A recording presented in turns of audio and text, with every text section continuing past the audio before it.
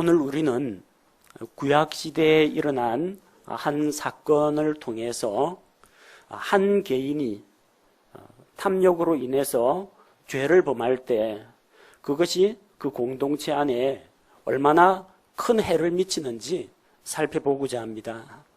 또한 그 한 사람이 어떻게 하여 유혹을 받아 죄에 빠지게 되었는지 그 과정을 살펴보면서 우리가 돌이켜서 동일한 죄의 유혹에 빠지지 않도록 경계를 받고자 합니다.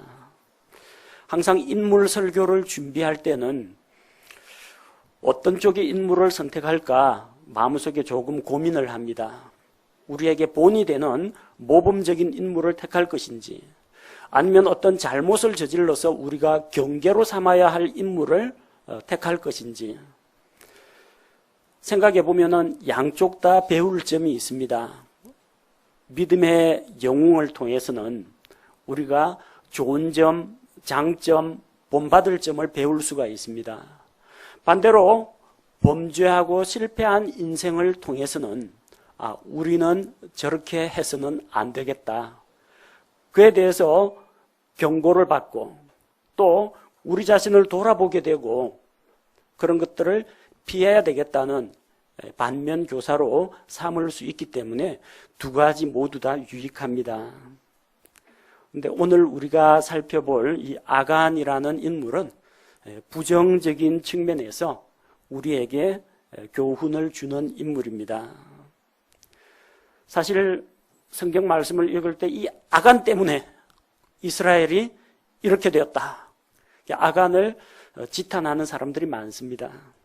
근데 돌이켜 살펴보면 이 아간이 딴 사람이 아니고 우리 자신 역시 아간과 동일한 그런 속성을 가지고 있고 아간처럼 똑같은 미혹을 받을 수 있는 연약한 존재라는 것을 스스로 발견하게 될 겁니다. 죄에 길들여진 우리 옛사람은 육신의 욕심을 따라 살려고 합니다. 사람은 아담으로부터 물려받은 이 타락한 본성이 있기 때문에 가만히 내버려두면 바르게 살기보다는 좀 어떻게 하면 편하게 살까 이걸 궁리하게 됩니다. 그리고 편하게 살기 위해서 게을러지고 나태해지고 편법을 사용하고 결국은 유혹을 받아서 죄에 빠지는 길로 가기가 참 쉽습니다. 육신의 정욕, 안목의 정욕, 인생의 자랑과 같은 세상으로부터 온 영향을 받아서 우리도 깨어있지 않으면 언제 이렇게 죄에 빠질지 모른다는 겁니다. 그래서 죄 짓는 것은 한순간인데 죄 안 짓기 위해서 믿음의 싸움을 싸우는 이 투쟁 기간은 우리 일평생 계속됩니다. 농사를 지어보신 분은 잘 아시겠지만 농작물 가꾸려면은 거름 주고 김 매고 물 주고 햇볕, 바람 이런 것들이 있어야 됩니다. 손이 참 많이 가고 신경을 많이 써야 됩니다. 반면에 아무 쓰잘데없는 잡초는 관리 안 해도 잘 자랍니다. 잡초는 비를 줄 필요 없습니다. 가만히 내버려두면 잡초는 알아서 잘 자랍니다. 우리 사람들 역시 마찬가지입니다. 가만히 내버려두면 언제부터인가 우리 마음속에 이런 잡초나 독버섯 같은 것이 자라 올라옵니다. 그래서 때때로 성경 말씀을 통해서 또는 교제를 통해서 도전을 받고 격려받고 권면을 받으면서 우리 자신을 살펴보고 죄와의 연결고리를 끊는 것이 필요합니다. 본문에 나온 이 아간이라는 인물은 탐욕으로 멸망한 대표적인 사람입니다. 성경은 탐욕을 가리켜서 우상숭배라고 합니다. 왜냐하면 탐욕이라는 것은 하나님을 사랑하기보다도 하나님 아닌 다른 것을 더 많이 사랑하는 것을 탐욕이라고 합니다. 살아계신 하나님, 창조주 하나님, 구원자가 되신 하나님, 심판자 하나님보다도 세상의 권세나 지위나 재물이나 부귀영화나 욕망이나 이런 것들을 더 사랑하게 되면 그 자체가 하나님 앞에서 우상이 되기 때문입니다. 그렇게 한 사람이 탐욕을 품을 때 탐욕은 그 사람 개인을 파멸로 이끌어갑니다.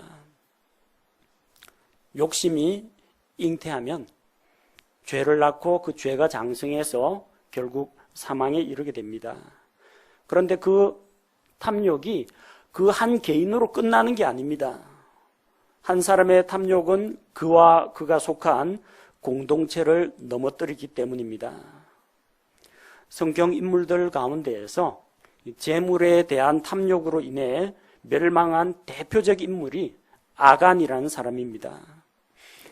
아간은 그의 범죄로 인해서 그와 그에게 속한 모든 것들이 돌에 맞아 죽고 불에 태워졌습니다. 또한 이스라엘 백성 역시 이스라엘 회중 가운데 아간이라는 이 누룩 덩어리가 들어오는 바람에 아간의 범죄로 인해서 그들 역시 괴로움을 겪었습니다. 그래서 우리는 성경 말씀을 통해 이 아간이라는 인물이 어떤 사람인지 한번 살펴보고 그가 어떻게 해서 죄에 빠지게 되었는지 그 과정을 살펴보며 죄의 결과가 무엇인지 살펴보면서 경계를 받고자 합니다. 본래 이 사건의 배경을 이해를 하시려면 앞쪽 7장 초반부부터 다 읽어봐야 됩니다. 자, 이스라엘 백성은 여리고성을 무너뜨리고 큰 승리를 거두었습니다. 그 다음에 조금 규모가 작은 아이라고 하는 성을 공격하려고 했습니다. 그래서 본문 7장 2절에 보니까 여호수아가 베델 동쪽 편에 있는 그 아이로 사람들을 보내가지고 일단 정탐을 하라고 했습니다. 정탐을 해보니까 아이는 여리고보다 규모가 작습니다. 그래서 많이 갈 것도 없고 소수의 병력으로도 정복 가능하다라고 생각했습니다. 근데 막상 병력들을 내보내가지고 싸웠는데 이스라엘이 아이 전투에서 패배했습니다. 가나안 땅 들어와서 처음으로 패배와 좌절이라는 것을 맛보게 되었습니다. 그래서 모두 다 실망했습니다. 앞으로 정복해야 할 땅은 이렇게 많은데 또 주변에 있는 저 수많은 이방인들 내쫓아야 하는데 벌써 두 번째 들어가지고 두 번째 전쟁에서 이렇게 참패를 당했는데 이걸 알고 적들의 사기가 올라가서 이스라엘을 역으로 공격하면 어떻게 하느냐. 또 이스라엘 자손도 하나님이 분명히 대적들을 우리 손에 붙이신다고 했는데 그 약속이 어디 갔느냐는 겁니다. 하나님의 약속을 신뢰할 수가 없어졌습니다. 그래서 온 백성이 하나님 앞에서 통곡하고 또 여호수아는 6절에서 9절 보니까 여호수아가 주께 기도를 드렸습니다. 이스라엘이 대적 앞에서 패배했는데 가나안 족속들이 모여서 우리를 치려고 한다. 이제 하나님의 크고 영화로운 이름을 위해서 이 일을 어떻게 하면 좋겠습니까? 하나님 앞에 호소했습니다. 하나님이 그의 기도를 들으시고 응답해 주셨습니다. 하나님께서는 결코 그들의 믿음에 따른 그 약속을 저버리신 것이 아니라는 겁니다. 약속 위반은 하나님이 하신 게 아니라 이스라엘의 약속을 어겼다는 겁니다. 무엇이 문제가 됐느냐?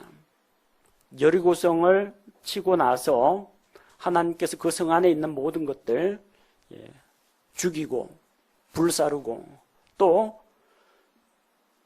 금과 은과 구리와 철과 같은 것들은 하나님의 보고에 창고에 넣으라고 했는데 누가 그걸 가로챘다는 겁니다. 그래서 하나님 앞에 저주받은 물건이 이스라엘 가운데 있기 때문에 이스라엘이 원수들 앞에서 패배했다는 겁니다. 자, 그러니까 너희 가운데 이 죄를 제거해라. 죄를 제거해야만 하나님께서 다시 너희 가운데 거하시며 승리를 주신다는 겁니다. 한 사람의 죄가 그 한 사람으로 끝나지 않습니다. 한 배를 타고 가는 공동 운명체입니다. 근데 한 배를 타고 가는데 배 밑에 자기가 앉아있는 의자 밑에 송곳 갖고 배에 구멍 내면 어떻게 됩니까? 옆에 사람이 말립니다. 왜 배에다 구멍을 내느냐고. 상관 말라고. 내 자리 밑에 내가 내는 거지 당신 자리에 구멍 내는 거 아니라고. 하지만 배에 구멍 나면 그 사람만 죽는 게 아니라 그 공동체가 다 물에 빠져 죽습니다. 아간 한 사람의 범죄로 인해서 전쟁터에 나갔던 수많은 병사들이 죽었습니다. 이스라엘이 패배했습니다. 하나님의 영광이 이방 민족들 앞에서 모욕을 당했습니다. 한 사람의 범죄로, 아담 한 사람의 범죄로 아담 뒤에 태어나는 수많은 사람들이 죄 가운데서 태어나게 되었고, 태어난 사람이 영원히 살지 못하고 죽어서 흙으로 돌아가는 인생이 되었다는 겁니다. 국가도 마찬가지고 지방자치단체도 마찬가지고 군대도 마찬가지입니다.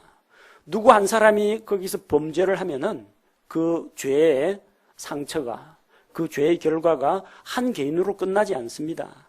많은 사람들을 괴롭게 합니다. 많은 사람을 넘어지게 만든다는 것입니다. 따라서 회중 가운데에서 죄를 제거해야만 했습니다.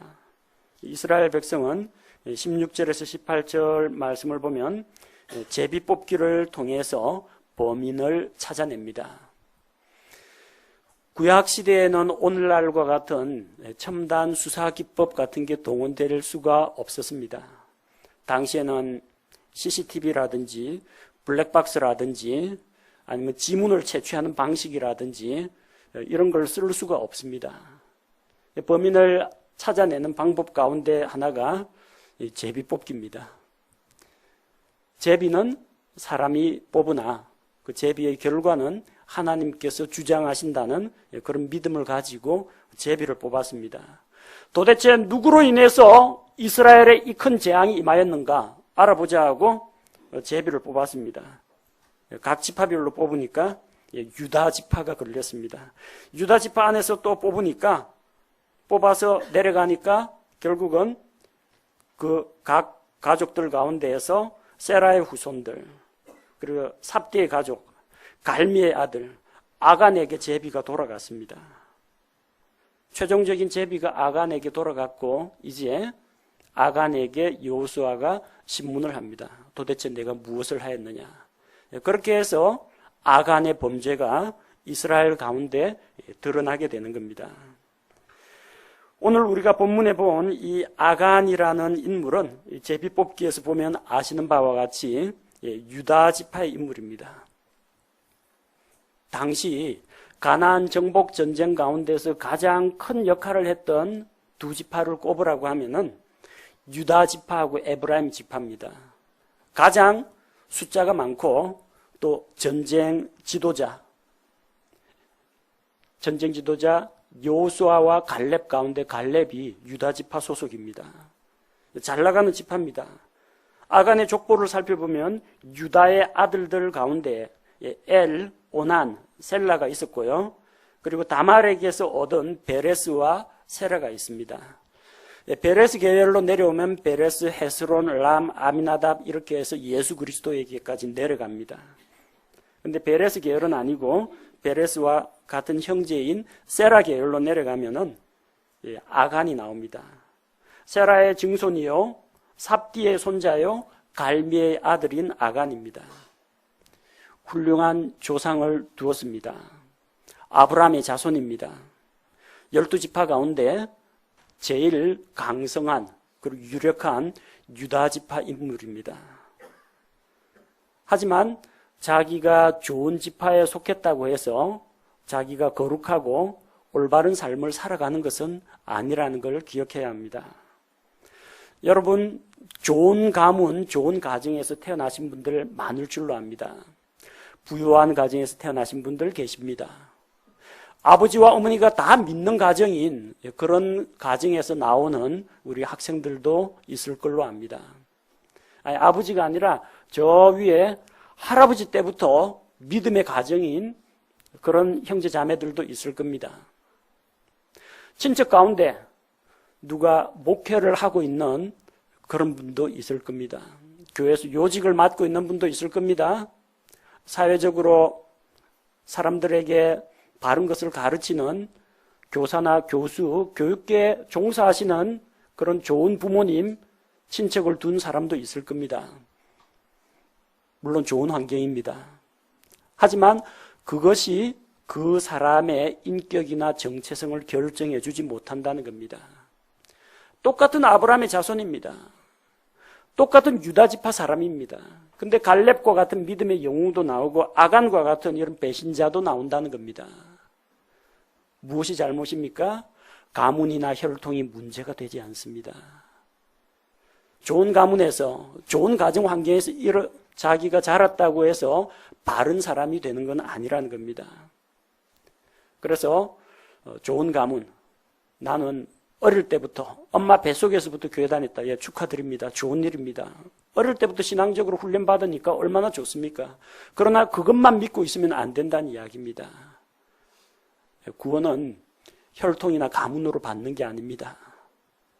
하나님의 보상은 좋은 가문에서 태어났다고 받는 거 아닙니다. 그러니까 자만하지 말고 겸손하게 자기를 돌아보시면 됩니다. 반대로 생각해 보겠습니다. 난 우리의 아버지 어머니가 안 믿는 사람입니다. 그래서 나는 신앙생활을 하기가 참 괴롭고 힘듭니다. 내 아내가 교회 나가는 걸 반대합니다. 남편이 나의 신앙생활을 핍박합니다. 그러더라도 큰 문제가 되지 않습니다. 하나님 앞에서 자기 믿음 굳게 지키시기 바랍니다. 저도 처음 신앙생활할 때, 중학교 3학년 때 처음 교회 다닐 때 저희 집안에 아무도 안 믿었습니다. 제가 처음으로 성경 말씀을 읽고 복음을 받아들이고 그 이후 가족들에게 복음이 전해졌습니다. 가족들이 안 믿는다고 낙심하지 마십시오. 예수님도 예수님 형제들이 불신자였습니다. 물론 예수님 부활하신 이후에 그들이 부활의 주님을 만나고 예수님을 하나님의 아들 그리스도로 인정하게 되긴 했지만 예수님 지상사역하는 동안 그 형제들이라도 예수님을 믿지 않았다고 했습니다. 낙심하지 마시기 바랍니다. 안 좋은 가문에 태어났다, 좋지 않은 가정 환경에서 자랐다, 그게 변명이 될 수는 없습니다. 믿음을 굳게 붙잡으면 이런 모든 것들을 극복할 수가 있습니다. 부모의 믿음이 아닙니다. 친척의 믿음이 아닙니다. 내가 예수 그리스도를 주님으로 믿고 내가 그분을 나의 주인으로 모셔드릴 때 그분께서 나의 삶을 변화시켜 주는 것입니다. 아간이라는 그 이름을 살펴보면 이름의 뜻은 흔들다, 곤란하게 만들다, 괴롭히다 이런 뜻입니다. 왜 하필 부모가 이런 이름을 지어줬는지 모르겠습니다. 정말로 그 이름처럼 그는 이스라엘을 곤란하게 만들었습니다. 가정한 물건, 그것을 자기 장막 가운데 두고 이스라엘 회중 가운데 두고 이스라엘로 범죄케 했습니다. 그로 인해서 수많은 이스라엘 회중들이 괴롭힘을 당했습니다. 우리는 이 아간의 이런 잘못된 본을 따르지 않도록 조심해야 합니다. 아간의 범죄 내역을 오늘 본문 말씀을 중심으로 살펴보겠습니다. 19절에 보면 여호수아가 아간에게 자백을 요구합니다. 왜 자백을 요구합니까? 앞쪽 18절까지 제비 뽑기를 해보니까 제비가 아간에게 돌아갔습니다. 아간은 자기 죄를 스스로 자백하지 않았습니다. 이스라엘이 대적에게 패한 후에도 자기 죄를 깨닫지 못했습니다. 설마 나 때문일까? 책임의식을 느끼지 않았습니다. 전쟁터에 나간 자기 형제들, 자기 민족들, 많은 사람들이 죽었는데 그로 인해서 양심의 가책도 느끼지 않았습니다. 누가 하나님께 죄를 범했는가? 제비를 뽑자. 제가 그랬습니다 하고 자기 죄를 자백하지 않았습니다. 유다 지파가 뽑혔습니다. 덜컥했을 겁니다. 시침이 딱 떼고 있었습니다. 세라의 가문이 뽑혔습니다. 조금 더 가까워졌죠. 수사망이 자기를 옥죄어 옵니다. 근데 아무런 내색하지 않습니다. 설마 제비는 확률, 우연에 의한 것이니까 제발 이 제비가 나한테서 비켜가기만을 생각했습니다. 그 다음에 자기 할아버지 삽띠가 뽑혔습니다. 조마조마합니다. 아버지 갈미가 뽑혔습니다. 자기 집안이 뽑힌 겁니다. 이제 집안 식구들끼리 제비 뽑아보니까 자기가 딱 걸렸습니다. 이스라엘은 지금 범인을 찾아내기 위해서 제비 뽑기를 하고 있는데 제비 뽑기 할 때 자기는 모르는 척합니다. 자기하고 상관없는 척합니다. 자기는 아닌 척합니다. 마침내 제비가 자기에게 돌아와서 뽑혔습니다. 순간적으로 정신이 멍해졌을 겁니다. 하지만 자백은 안 합니다. 여호수아가 아가나 도대체 뭔 짓을 저지른 거냐? 이실 짓고 하라. 그제서야 입을 엽니다. 그는 실토를 한 것이지 죄를 자백한 게 아닙니다. 대부분의 범죄자들은 자기 죄를 인정하지 않습니다. 에덴 동산 생각해 보십시오. 죄를 저질렀을 때 어떻게 했습니까? 하나님을 피하여 숨었습니다. 자기 딴에는 숨을 수 있다고 착각을 한 겁니다. 하나님 눈에 안 보이겠습니까? 하나님이 모르실 것 같습니까? 나중에 하나님 앞에 그들이 나왔을 때 어찌하여 이 죄를 저질렀느냐? 하나님이 나한테 소개시켜준 그 여자가 나보고 먹으라고 했다. 하나님 책임이다. 여자 책임이다. 여자는 뭐 자기가 남편 보고 먹으라고 줬기 때문에 입이 10개라도 할 말이 없습니다. 여자여, 너는 어찌하여 그렇게 했냐? 뱀이 나를 유혹함으로. 곧 죽어도 자기 책임이라는 말은 안 합니다. 그 아담의 타락한 본성을 가지고 있는 아간 역시 자기 잘못이라고 죄를 시인하진 않습니다. 요즘 우리 뭐 언론 통해 가지고 각종 뭐 범죄 뉴스들 보면은 뭐 공통적인 특징이 있습니다. 저는 모릅니다. 알지 못합니다. 기억이 안 납니다. 만난 적 없습니다. 신문 보고 알았습니다. 만났지만 돈 받은 적 없습니다. 돈은 받았지만 빌렸습니다. 빌린 건 얼마 전에 갚았습니다. 이런 식으로 하나하나 수사망이 죄어오고 잘못이 드러날 때 그때 거짓말에 거짓말을 더해가지고 실토를 할 뿐이지 자기가 잘못했다 하고 양심적으로 자백하는 사람이 참 드물다는 겁니다. 잠언 28장 13절 보면 자기 죄들을 숨기는 자는 형통하지 못하려니와 누구든지 그것들을 자백하고 버리는 자는 긍휼을 얻으리라. 아간은 죄를 숨겼습니다. 죄 짓는 거는 죄 안 짓는 사람 없습니다. 다 죄를 짓습니다. 문제는 지은 죄에 대해서 어떻게 해결하느냐. 그게 더 중요한 문제입니다. 아간은 숨겼습니다. 감추었습니다. 훔친 물건도 감추었습니다. 제비 뽑기 하는 동안 자기는 모르는 척하고 딴전 피웠습니다. 형통하지 못합니다.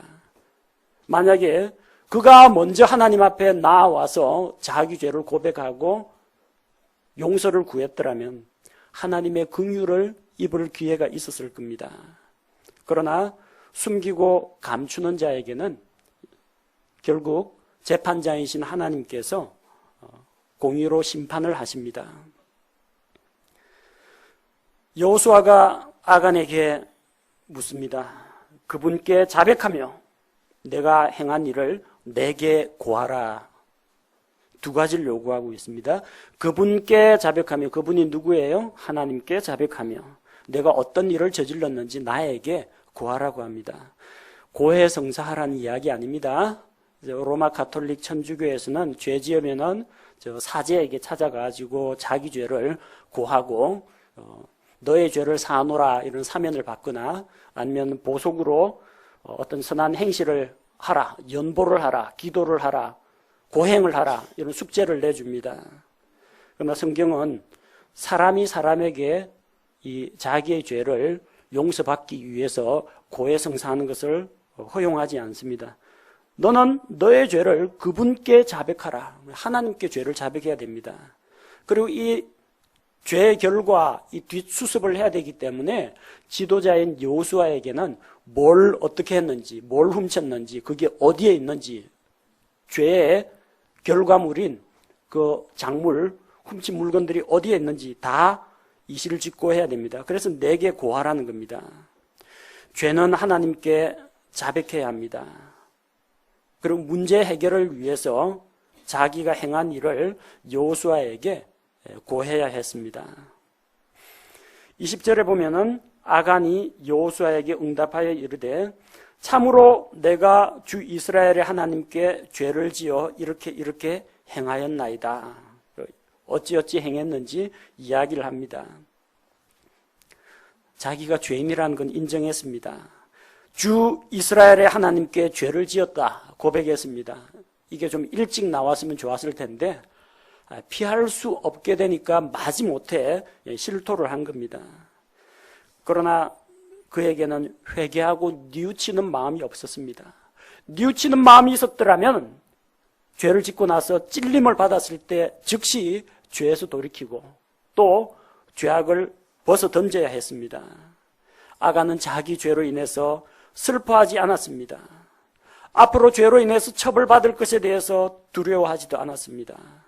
담담하게 이야기합니다. 아간의 죄가 무엇입니까? 21절에 보니까 내가 노력한 물건들 가운데에서 여리고성 전투에서 전쟁에서 이기고 노략물을 얻었는데 바빌로니아산 좋은 옷, 은 200세겔, 50세겔 나가는 금덩이, 이걸 보고 탐내어 그것을 취했다는 것입니다. 분명히 하나님께서 여리고에 있던 모든 것들은 죽이고 불사르게 하셨습니다. 예외적으로 금과 은과 구리와 철은 정결하게 불을 지나가게 한 다음에 불태운다고 금원이 사라지는 건 아니죠. 그것은 주의 보고에 넣으라고 했습니다. 저주받은 물건을 가지고 있으면 그와 이스라엘 진영이 함께 저주를 받는다고 했습니다. 여호수아 6장 18절에 보니까 너희는 반드시 저주받은 물건으로부터 너희 자신을 멀리하라. 너희가 저주받은 물건 중에서 취하여 너희 자신을 저주받게 하며 또 이스라엘 진영을 저주거리로 만들고 괴롭게 할까 염려하노라. 여리고성에서 탈취한 물건들 가운데에서 불살라 태워버리고 하나님의 창고에 넣어야 되는데 그걸 빼돌리면 가진 사람이 저주를 받고 그가 속한 이스라엘 진영이 저주거리가 된다는 겁니다. 그는 하나님의 보고에 들어가야 할 것을 도둑질했습니다. 바빌로니아산 옷, 아마 명품, 외제 비싼 옷인 모양입니다. 그 옷은 불에 타기 때문에 불에 태워야 합니다. 탈취분을 받는데 이 외투가 너무 아름다워가지고 태우기가 아깝다는 겁니다. 그래서 빼돌린 겁니다. 불에 태워야 할 게 불에 태우지 않았습니다. 은 200세겔과 금 50세겔. 은과 금은 주께 바치라고 했습니다. 여호수아 6장 19절에 그러나 모든 은과 금 그리고 놋과 쇠 기구들은 주께 거룩히 구분되었은즉 그것들을 주의 보고에 드릴지니라 하니. 자, 이거는 전리품 다 모아갖고 하나님께 바쳐야 하는 물건입니다. 바치지 않았습니다. 근데 아간이 그게 200세겔인지 아닌지 어떻게 알았을까요? 일단 은하고 금 가지고 자기 텐트에 가가지고 저울 갖고 달아봤을 겁니다. 그러니까 은 200세겔이라는 거 알죠. 눈으로 보고 200세겔, 50세겔을 누가 압니까? 그는 훔친 다음에 탐욕스럽게 자기 장막에서 돈을 세고 있었다는 겁니다. 자기 동족들은 전쟁터에 나가서 지금 죽임을 당하고 있는데 자기는 편안히 텐트 안에서 돈 세고 있었다는 이야기입니다. 재물에 대한 탐욕이 그를 망하게 했습니다. 내가 그것을 보고 탐내어 그것들을 취하였나이다. 탐내어 취하였나이다. 욕심, 탐욕, 욕심이 잉태하면 죄를 낳고 죄가 완료되면 사망을 낳는다고 했습니다. 그의 탐욕은 그를 범죄케 했고 그의 범죄는 그를 사망으로 인도했습니다. 어쩌다가 이런 죄를 지었을까요? 21절 말씀 살펴보겠습니다. 내가 노력한 물건들 가운데서 바빌로니아에서 만든 좋은 옷과 은 200세겔과 50세겔 나가는 금덩이 하나를 보고 탐내어 그것들을 취하였나이다. 보소서 이제 그것들을 내 장막 한가운데 땅속에 감추었고 은은 그 밑에 있나이다 하니라. 이게 범죄의 전모입니다. 우리는 여기서 몇 가지 사람이 죄에 빠지는 그 과정을 짚어볼 수가 있습니다. 아간은 여호수아가 회중에게 여리고성에 있는 물건 가운데 어떤 것도 취하지 말라라는 말을 분명히 들었습니다. 각 지파의 대장들을 통해서 각 가문에 쫙쫙 퍼져나가는 이 말을 분명히 들었습니다. 하지만 재물을 보는 순간, 아름다운 옷을 보는 순간 마음이 흔들렸습니다. 아간이 속에는 두 가지 마음이 있었을 겁니다. 하나님의 말씀, 재물에 대한 욕심. 결국 누가 이겼느냐? 재물에 대한 욕심이 이겼습니다. 왜 그렇습니까? 말씀을 가볍게 여겼기 때문입니다. 아간은 하나님의 말씀을 가볍게 여겼기 때문에 그 말씀에 순종하지 않았습니다. 왜 사람들이 죄를 짓습니까? 하나님의 말씀을 무시하기 때문입니다.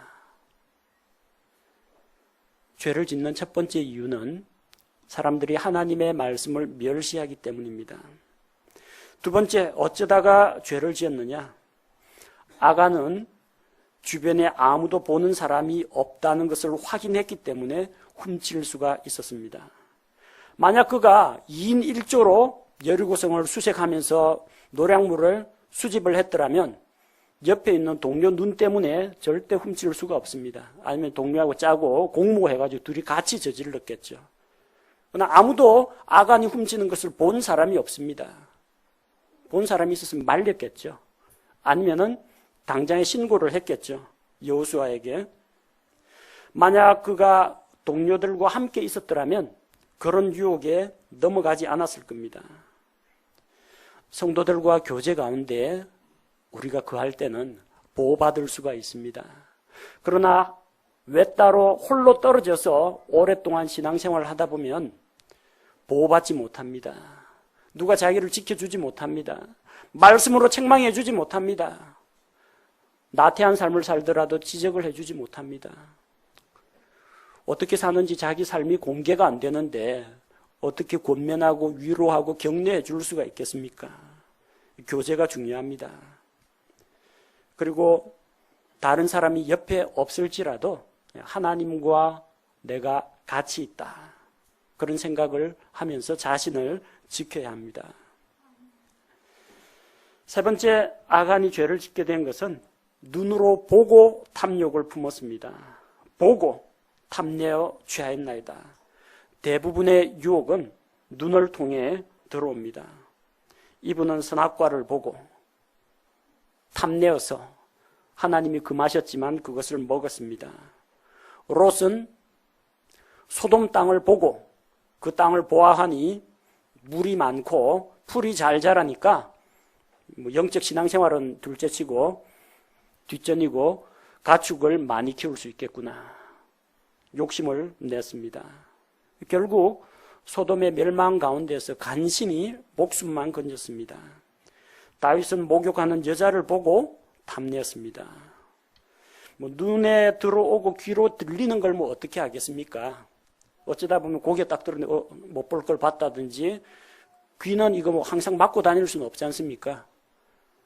귀에서 누가 다른 사람 험담하는 것도 들리고 이상한 소리가 들리고 하는데 그 막을 방법은 없습니다. 보고 듣는 그 자체가 죄라고 하기는 어렵습니다. 그러나 보고 듣는 것이 결국 우리의 생각을 지배하게 됩니다. 그리고 우리 마음속에 어떤 욕망의 불씨를 일으킵니다. 그게 우리의 말과 행동으로 나오게 됩니다. 그는 눈으로 본 것에 대해서 마음속으로 탐욕을 품었고 행동으로 그것을 취했습니다. 욕심이 잉태하여 죄를 낳게 된 것입니다. 그래서 우리는 보는 거 조심해야 됩니다. 보는 거 조심하십시오. 요즘은 뭐 중고등학생은 물론이고 초등학생 심지어 유치원생까지도 이게 스마트폰 이거 클릭하는 거하고 터치하는 거하고 드래그 하는 거는 다 압니다. 옛날에 저 PC 컴퓨터 도스 운영체제일 때는 안에다가 명령어를 직접 타이핑해야만 컴퓨터가 동작을 했는데 윈도우 체제로 넘어온 다음부터는 마우스로 클릭만 하면 됩니다. 근데 요즘은 손가락 힘 없는 애도 스마트폰은 가벼운 터치하고 이거 밀고 당기는 것만 가지고도 별의별 걸 다 볼 수 있습니다. 정보화 시대에 온갖 정보들이 다 들어옵니다. 뭐 좋은 설교 말씀도 그 볼 수 있습니다. 아름다운 찬양도 들을 수가 있습니다. 스마트폰이 죄라고 이야기하는 거 아닙니다. 근데 잘못 사용하게 되면은 별별 이상한 광고라든지 건전하지 못한 정보가 다 들어온다는 겁니다. 그래서 자녀들 관리 잘 하셔야 돼요.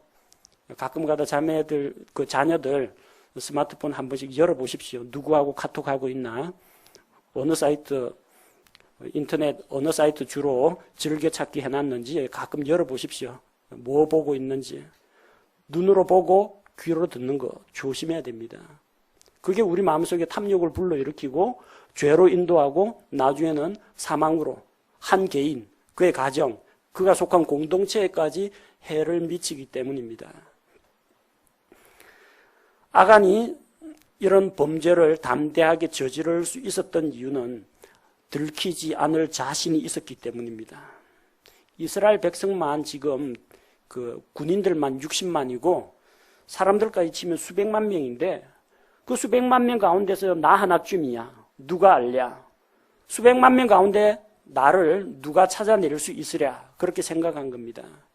더군다나 개인의 사생활이 보장되는 자기 장막, 자기 텐트 한가운데 땅을 파고 땅 속에 숨겼는데 누가 찾아낼 수 있을까 하는 겁니다.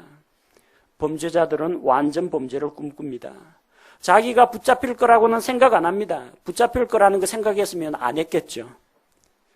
CCTV가 있다라는 걸 보면은 아마도 지하철 무임승차 같은 거 안 했겠죠. 방범 카메라가 찍고 있다는 걸 알았으면 전봇대에다 소변 보는 건 안 했겠죠.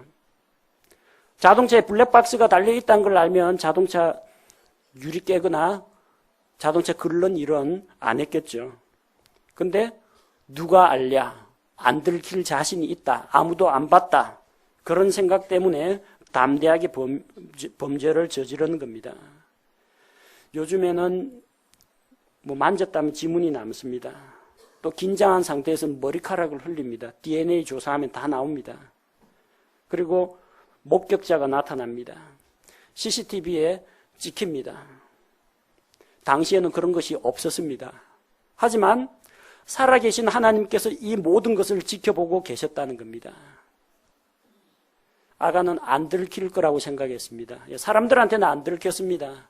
그러나 하나님께서는 보고 계시고 알고 계신다는 겁니다. 하나님을 속일 수는 없다는 겁니다.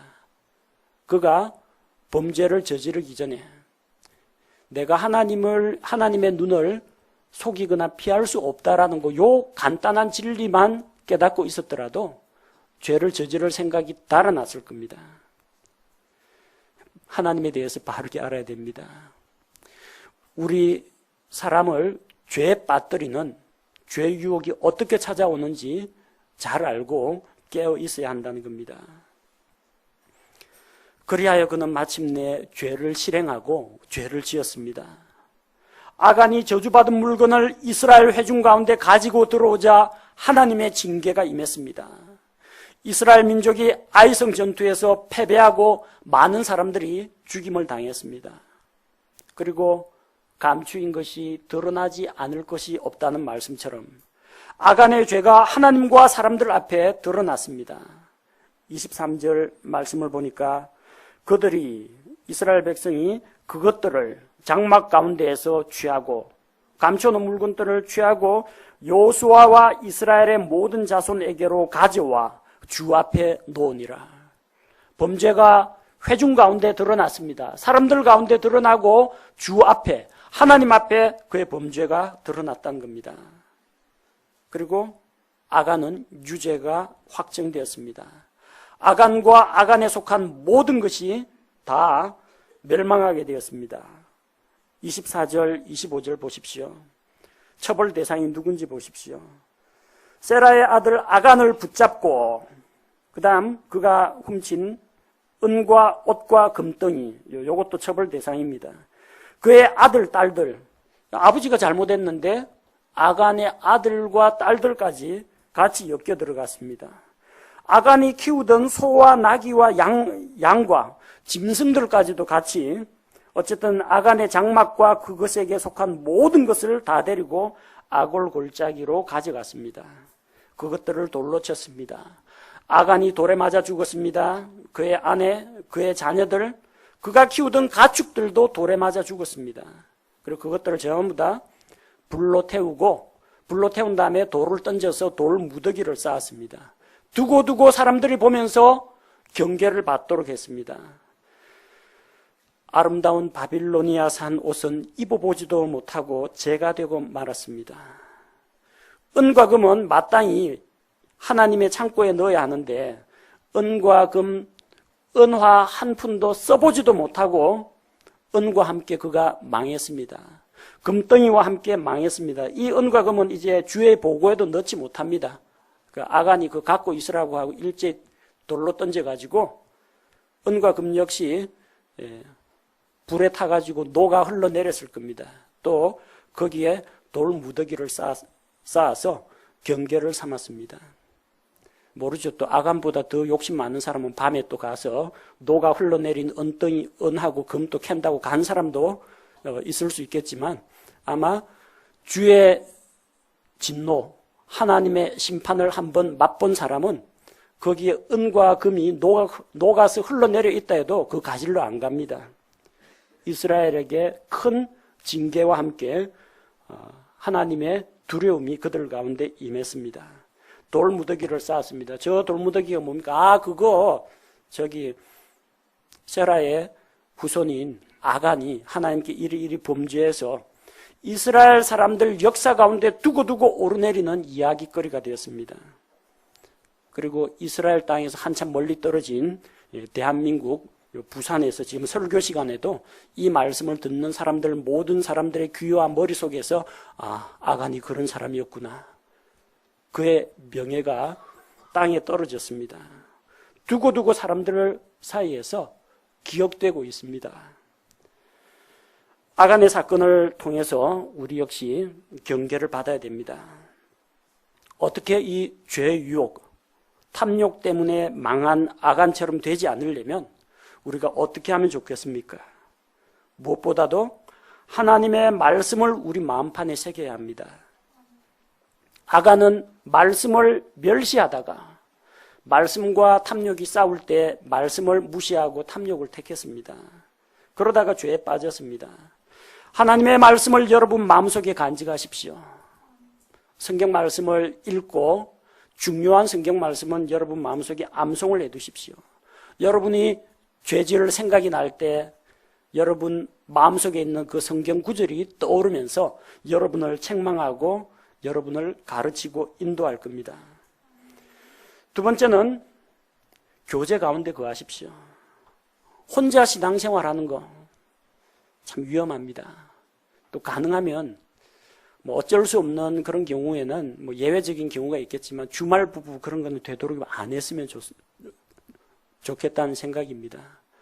제가 이전에 포항공대 근무하면서 가족과 1년을 떨어져 지낸 적이 있습니다. 혼자 있는 동안 가족과 같이 온 가족이 이 아들들이 있고 아내가 있고 있을 때하고 혼자 떨어져 있을 때하고 생활이 완전히 다릅니다. 아내의 보살핌도 받지 못하고 아이들 재롱도 보지 못하고 혼자 있다 보면 뭔가에 빠집니다. 책 읽는 데도 빠지고 컴퓨터 웹서핑에도 빠지고 컴퓨터 게임에도 빠지고 하여튼 시간은 남아 돌고 나를 귀찮게 하는 사람이 없다 보니까 생활이 통제가 잘 안 됩니다. 아내는 아내대로 힘듭니다.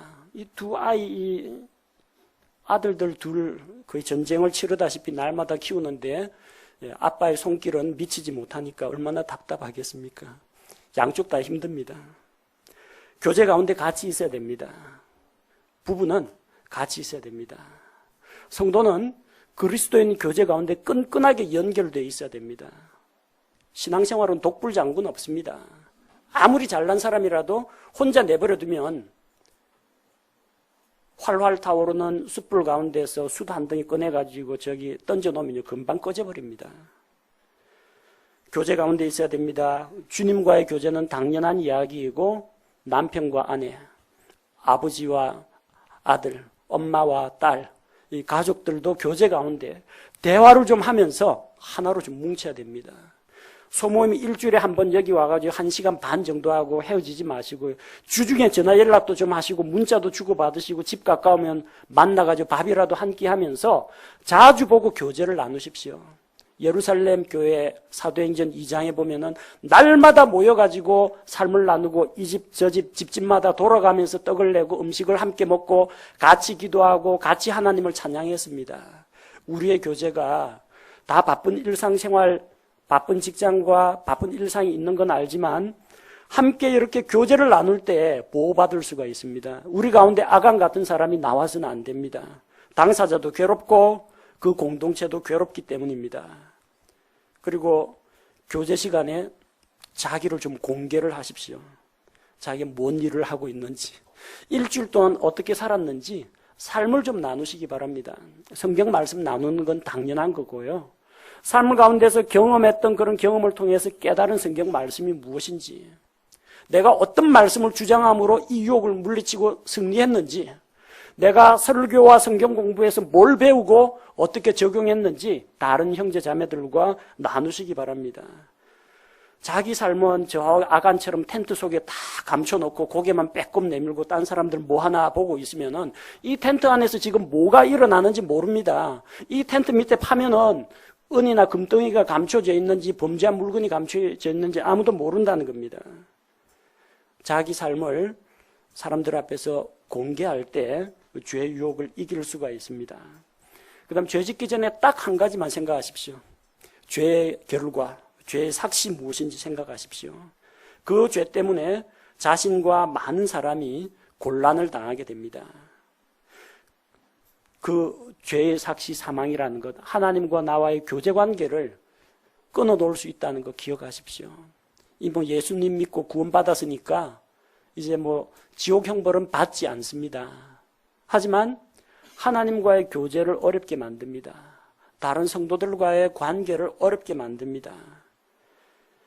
죄는 하나님께서 지켜보고 계시고 반드시 드러난다는 것을 꼭 기억하시기 바랍니다. 그리고 살다 보면은 아간처럼 재물의 유혹을 만날 수도 있습니다. 탐욕이 마음속에 생겨날 수도 있습니다. 유혹을 받더라도 욕심을 품지 말아야 하고, 또 욕심이 생기더라도 범죄로 행동으로 옮기지 말아야 합니다. 그래서 우리가 기억해야 할 것은 히브리서 13장 5절 말씀과 같이 너희의 행실을 탐욕이 없게 하고 너희가 가진 것들로 만족하라. 그분께서 이르시되 내가 결코 너를 떠나지 아니하고 너를 버리지 아니하리라 하셨느니라. 우리의 탐욕이 우리에게 만족을 주지 못합니다. 은을 사랑하는 자는 은으로 만족함이 없다고 했습니다. 권세를 탐하는 자는 더 높은 권세를 추구할 뿐입니다. 성적인 자극을 원하는 사람은 점점 더 진하고 강도 높은 자극을 더 원하게 될 뿐, 그런 탐욕이 우리에게 만족을 주지 않습니다. 우리에게 진정한 만족을 주는 것은 우리 주 하나님과 우리 주님의 말씀이 우리에게 만족을 줍니다. 가진 것들로 만족하십시오. 또 우리의 모든 필요를 채워주시는 하나님으로 인해서 만족하십시오. 그렇게 할 때 탐욕을 멀리할 수가 있습니다.